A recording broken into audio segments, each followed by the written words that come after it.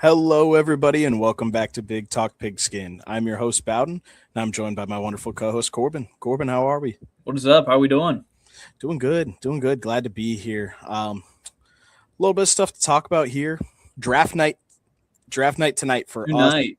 For all of you watching or listening in, how did the first round go? I cannot wait to watch it. Spoiler alert: Fernando Mendoza went one. It's not even on yet, and we're already saying it. Spoiler. It will happen.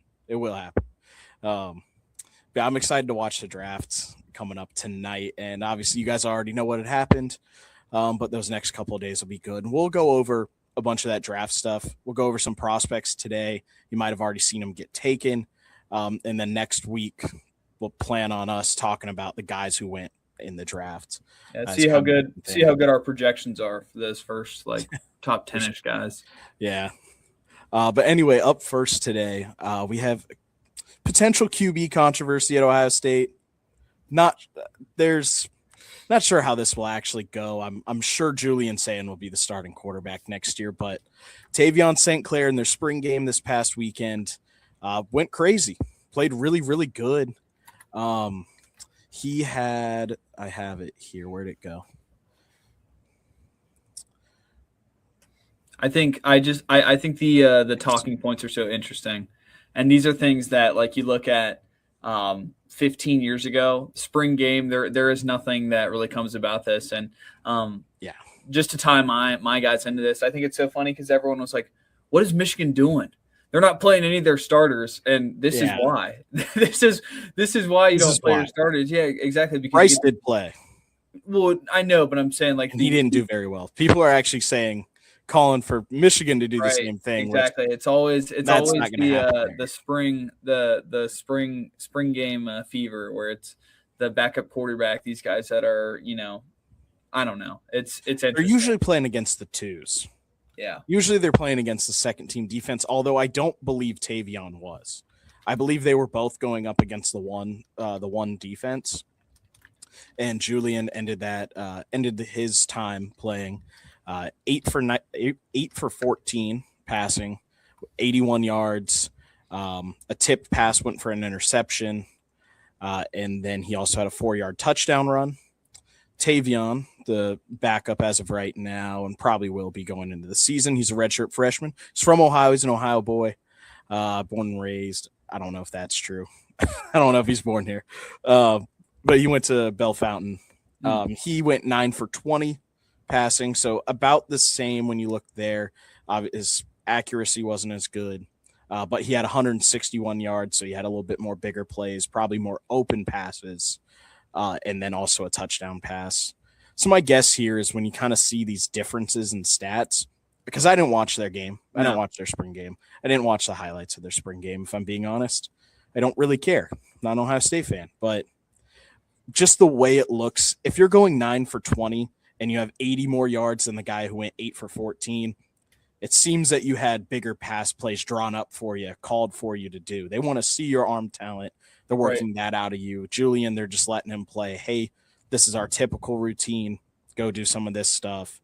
And we're going to reserve you potentially getting hit. And that's let's call a spade a spade. What do you benefit from being like, guys, it's early April. We're airing out the entire playbook. It's like this is you don't want to. It's not what that's for. What this is it's a public practice, right? Yes.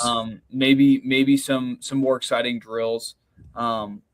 If you're looking the absolute best in April, kudos to you. We're trying to be great in January, right? So I don't know. I mean, there's always controversy in it, especially in Columbus, where and it's so interesting because Julian Sayin Heisman finalist last year, and they're like, no, find a way, get him out. We don't love it. We don't love the play, and so it's like it is what it is for him. I think.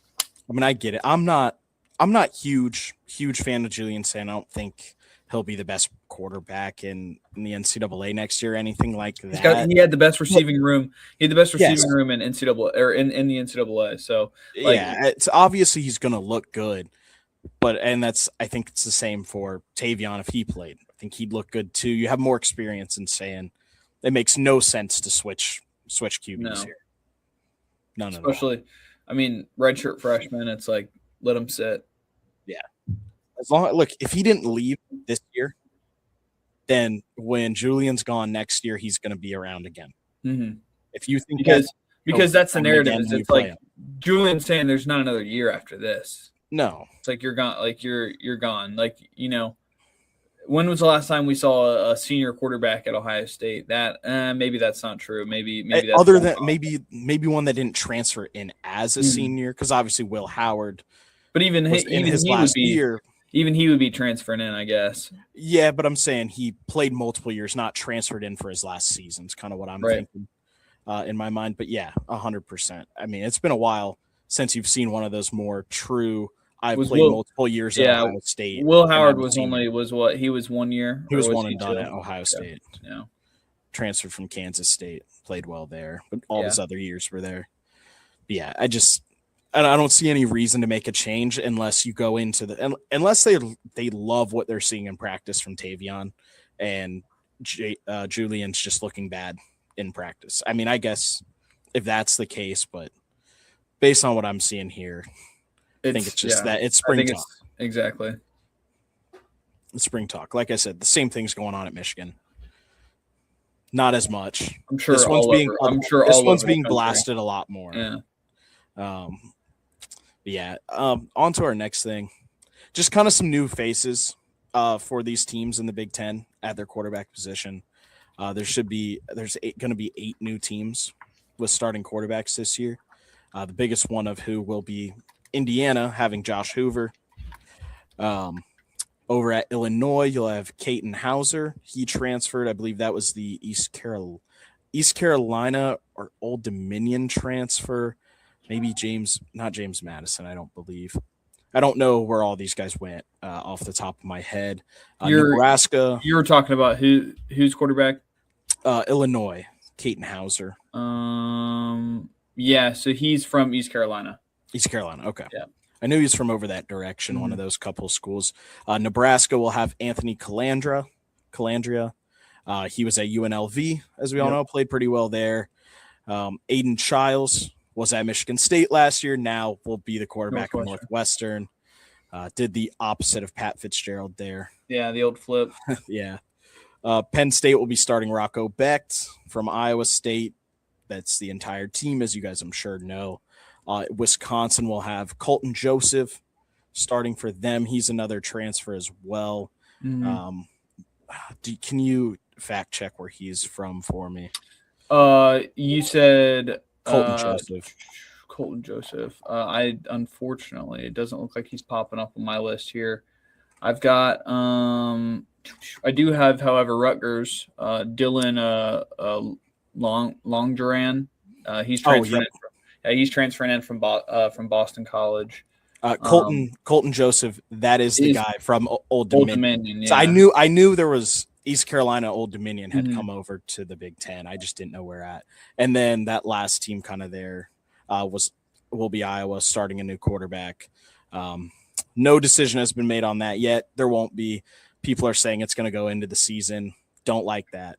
I don't like that because from the clips I've seen of practice, I know one is better than the other. And if it's going to go into the season, that means Kirk Ferentz is doing his Kirk Ferentz thing where he really just likes one more than the other and wants them to play despite the fact they're not better. I know he wants Hank Brown to play. I can tell. Everybody in the fan base knows that's who Kirk wants. And the best player, the one who actually should be playing, is Jeremy Hecklinski. We all know that. I expect it to be Jeremy. Would not be surprised if it's the other way. Why do you think you fall into these strenuous quarterback controversies year after year? Well, it's weird because like last year we didn't have one, at least. We just brought in Mark Gronowski. Everybody knew starter day one. Cade McNamara came in. He was supposed to be starter from day one. I mean, he got hurt, got hurt again, but wasn't good before he got hurt in either of those years. So then we're just stuck with these crappy backups who weren't very good. They were like Deacon Hill. Deacon Hill was a guy who went to Wisconsin out of high school as a 1-star, 2-star, sat there, never played. For some reason, Brian Ferentz thought he was good. He liked him for some reason. Probably because Brian used to be the tight ends coach and looks like a tight end. Yeah, that could have something to do with it. That's probably what it was. Brings him in to play quarterback. Lets him play. He's the backup now because they let him transfer in. And now we're stuck with that guy at backup. So that's unfortunate, man. I haven't seen like a real QB battle here in a long time. The last time I don't know how you're not bringing talent in. I don't know how you're not bringing like local talent in. Like there's not a single farm bred 4-star from Iowa. Like not at quarterback. That's unfortunate. Not at quarterback. That's crazy. You know who was? Cooper DeJean. Fact check that. I'm fact checking that right now. Cooper DeJean. Hold on. Was a highly sought after recruit. I don't know about highly. Hold on, let's see. But he played quarterback in high school. He should have played for us. But it's just not a thing. It's just not a thing. We have a lot of linemen that come out of there, some linebackers, tight ends. We're doing some fact checking. It's usually not a quarterback who's up that high. We'll see. There's got to be one. Currently, I don't know. All right. We did have a 4-star come in this year. All right, we got tight ends. I kind of was hoping he would be in the running for the QB competition this year, but it doesn't look like that's the case. I mean, if we're calling a spade in the state of Iowa, there's only 1, 2, 3, 4. There's only 4 4-stars. That's exactly. Let me guess: 2 O linemen, 1 tight end, 1 defensive player. 1 tight end, 1 O lineman, 2 linebackers. And okay. I was pretty close. That was pretty close. The top commit in the state, 4-star, he's ranked 91st in the nation. Evan Jacobson, shout out to the guy, our Milwaukee guy. He committed to Texas A&M, but the other 3 are all going to Iowa. So, he's the tight end then. Going, Well, here's the thing. Maybe we don't need him. Let's see. I want to see quarterbacks. I want to see quarterback wise what because top. We don't need that guy. Prospect wise, there's no QBs. We don't need that guy at tight end. That's the reason he's not coming to Iowa. Isn't because we didn't recruit him or that's not a good place to be as a tight end. Obviously, we know that's not the case. We already have tight ends. We're already fine there. We have guys who came in this year. We have guys who have been on the team. He would never play. I mean, this is fascinating. The lack of talent. I mean, it's small. Maybe there's a lot of 8-man football there. A lot. Yeah. Shame on me. Jax DeJean is probably Cooper's brother is probably the best prospect in the state right now, no matter what class we're looking at. And he's a receiver. He's only ranked as a 3-star, I guess. Yeah, I was gonna say I'm gonna press X to doubt on that one. He's real athletic. That guy's good. That guy's good. In high school, I don't know. He's a dog, but he's playing at small competition. Yeah, same thing as DeJean. I mean, that's the thing. Look at Cooper. Look at what he did at Iowa. Look at what he's doing in the NFL. Guy is really good, but he was a 3-star coming out of high school because he played on an 8-man football team and was at the small school. Just because your brother's good does not mean it doesn't. You were great, and it doesn't. But I'm saying we figured that out with the McCaffreys, right? I'm saying if you look at his, look at their tape against the same competition level, they're both playing equally as well. Cooper played every position on the field. He played quarterback, running back, receiver, DB, safety. Jax is mostly playing running back, receiver, DB, safety. I got us some stats. Okay. We have 2. This is via 24/7 Sports. There are only 2 quarterbacks out of the state of Iowa that they even include. Are even on this list. Yeah, that include. Nationally, both of them are not ranked. No stars then. No. Both 3 stars. One's committed to Iowa State. And then where was Davenport in relation to you? Oh, not close. Okay. Well, that kid's going to UNI, so. Okay. Yeah. I knew about that one, actually. I knew about that guy. No, Davenport, that's right on the western side, right when you cross over the Mississippi. We're drive through it a lot. We've turned this episode into an Iowa an Iowa high school prospect. It wasn't even me who did it. No, it's me. But we'll shift on from that. That's, again, lots of new faces at the quarterback position over here in the Big Ten. Next up, media days. The Big Ten announced their media days. We kind of missed out on speaking about this last week because there was a lot of other stuff kind of going on. Not too much to go over with this. Media days this year will be in Chicago. Last year was in Las Vegas because of the newly added West Coast teams, but this year will be Chicago. It'll be Tuesday, July 28th, Wednesday, July 29th, and Thursday, July 20th. The first round, they're split into 6 teams each day, kind of give them all their own spotlight. Day 1, you'll have Illinois, Iowa, Penn State, Rutgers, USC, and Wisconsin. Kind of funny to me seeing Iowa and Penn State there at the same time when it's going to be Iowa and Iowa State guys there. That's fair. With each other. I just think it's a little funny. Wednesday, July 29th, we'll have Michigan State, Minnesota, Ohio State, Oregon, Purdue, and UCLA. And then on Thursday, July 30th, you will have Indiana, Maryland, Michigan, Nebraska, Northwestern, and Washington. So split up a bit. Again, it's in Chicago. If that's your thing, go to. I'd love to go one of these days. I think it could be a good event, but yeah. When is that taking place? One more time. That will be July 28th, 29th, and the 30th. That is a Tuesday, Wednesday, and Thursday. That's like right in the middle of the week. Right preseason. Yeah, just about a month before games start up. Usually it includes 3 players per team and the head coach. Maybe some other coaches go as well, but usually 3 or 4 captains, something like that. So we'll probably hear a little bit later on who will be representing each of these teams. But until then, it's kind of about it on the media days. Just kind of wanted to bring it up. Yeah. And then over to our last topic. Let's talk. It's draft season. We've already talked about it earlier. Today's the first round as we're recording this. You guys have already seen it.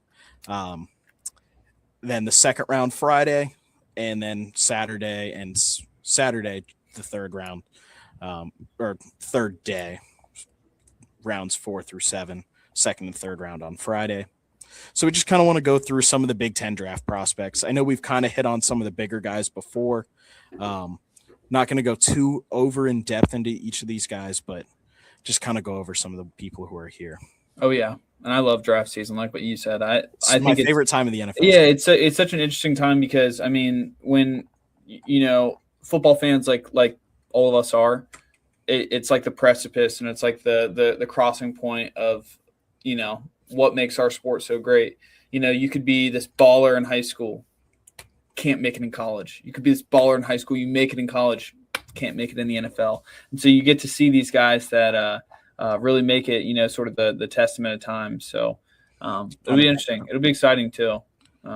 Very, very. I can't wait. Like I said a little bit, just a second ago, this is my favorite part of the NFL season. I agree. I love this so much. And unfortunately, my team, the Denver Broncos, do not have a first round pick. Same. But yeah, you guys did traded your pick away recently as well. For the best in both case scenarios. Yeah, well, actually, I was going to say, just to speak to that, I know that we're more focused on the NFL, but I mean, I think the Bengals realized it. I mean, I'm looking at sort of how the draft board falls here. I mean, the top 10 picks, it was not. It did not look like it was gonna fare well for the Bengals, and I think they're correct. You maybe could have gotten Caleb Downs here. How many? I'll ask you this: how many blue chip prospects do you think there are in this draft? 5. I'd say like on the upper really echelon, good. Like 7. Yeah, like maybe, I don't think there's 7. a lot of hard-nosed guys. I mean, think Fernando Mendoza. I love the guy. He's great a blue quarterback. Chip. He's a blue chip prospect. He's blue chip. Yeah. But take this to last year's draft class. Where does he go in this quarterback? He's not going in the first round of quarterbacks. Compared to last year's talent. I mean, I don't know. I think Fernando Mendoza is like textbook, like what you're looking for, like archetype. Now, what sets him apart is He's got the it factor is that he can win under pressure. He can rise to the occasion. He's proven a lot of things. Yeah, and so that's why I think he is. I think that's his it factor. He's not going to wow you with his arm. He's not going to wow you with his legs, but I think the way he dissects the game, he's very intelligent, and so that's I think where he kind of. It'll be interesting. That's going to be an interesting situation over there in Las Vegas. In Las Vegas, yeah. Yeah, but I mean, the Jets. The Jets are just a toss-up. It's going to be Arvell Reese or David Bailey, I think. Yeah, either way. Yeah, either way, it's going there. The Cardinals. I've been seeing a couple names thrown in there. This could be offensive tackle. I don't think that's where they'll go. Francis Malinois or Malinois. Yeah. I think he. I don't know if that's where they're going to go. I don't think they shouldn't. Everything I've been seeing, or a lot of what I've been seeing, has either been Arvell Reese, whoever falls to him, or David Bailey. Yeah, Arvell Reese or David Bailey, whoever falls there. And then also a lot recently, I have seen Jeremiah Love. I think Jeremiah Love is a Tennessee Titan. I think he's a Titan too, but maybe the Cardinals are sitting here going, let's just do it. Now, I keep seeing they're flipping who they're taking first. Like everywhere keeps flipping who they kind of have them mocked to take. And it kind of seems like the Cardinals are trying to shop. No way. Who is the Cardinals? James Conner, I believe, is their running back. Yeah, I don't know they're in the market for a running back right now. Right. So I don't think it'll go there, but I've seen his name up there. I really do think it's going to be Arvell Reese or David Bailey, whoever falls. Personally, that's who I think ends up going there to Arizona. Yeah, I mean, like you said, 4, it's Jeremiah Love. It's going to be Jeremiah Love, unless he goes at 3. I just can't see the Titans. Yeah, I cannot see the Titans passing on Jeremiah Love. I can't. And then it gets a little more interesting. Like, yeah, it gets dicey after that. The top 4 picks are kind of like set in stone, and then after that, you don't know where people are going. In the top 12, man, I really may even say the top 10. I think there's 4 Buckeyes taken. Maybe there's 5. a very high chance that in the top 6 we have 4 Buckeyes gone. Yeah, I don't know. There's a very high chance. I'm looking at a lot of guys. I mean, you got Caleb Downs, Arvell Reese, Sonny Styles, Carnell Tate. Like those four will go in the top 10. The only one I can see falling out of that is Carnell Tate, and that's just based on if people really value a receiver right now or not. Well, and I don't even know that people are saying Tyson. The one. Yeah, people are saying Tyson from Arizona. I mean, I love to run through. I love to run through like these mock drafts, and so like this one here. I mean, to your point, like Cleveland. I think Cleveland is going to go receiver. I think 8. They go tackle at 6. Well, and so in this scenario, Cleveland's I think at 6. Cleveland is at 6. I think Francis Malinois. I think that's a great spot for them. But like I said in the previous one, Arizona, if they pick him there, I think they go receiver because the Utah tackle. I think that's a big reach. I think he's the best tackle. I think it's a big reach tackle in the draft. Yeah. I think he should be the first tackle off the board. He won't be. I think he should, and I think the Cleveland Browns should take Spencer Fano. Yeah, Spencer. I mean, I've seen that he's a dog, and I mean, kind of to circle back here to Jordan Tyson, they have in this mock draft they have Cleveland, or excuse me, they have Cleveland picking Jordan Tyson, and it's like I cannot get on board with the injury history. No. You know, I can't like. No, that's why he's my 3rd receiver in this class. I have two Big Ten guys ahead of him. I think that Carnell Tate's the best, and then I think Mekhi Lemon out of USC is the second best. And, you know, I think Mekhi Lemon is going to have a interesting night tonight. I know that we're getting the chance to watch the draft together, but he's going to be a guy to watch because you could see him go early. He's got the biggest up and like down. The highest ceiling and the lowest floor. I don't know where. I don't know where that ceiling starts. Whoever the maybe, first receiver taken off the board is could very well be him. He could be the first receiver off the board. If it's he Cleveland, could go as high as 5. If he could go as high as 5 to the Giants. Now they've got a really interesting setup, and if this happens, it's a total gut punch here for me. This is crazy. This mock draft has so obviously the Giants are picking at 5. They've got them going Arvell Reese, linebacker, Ohio State, and then falling to them at 10 is Sonny Styles, linebacker, Ohio State. Like that would be. Yeah, that would be this one I have up. It has them taking Jordan Tyson and then Caleb Downs. I think they will go. I'm calling it now. I think they'll go same side of the ball both times. I agree. I think they go defense both times. I think it's what you need most. I think it could be offense.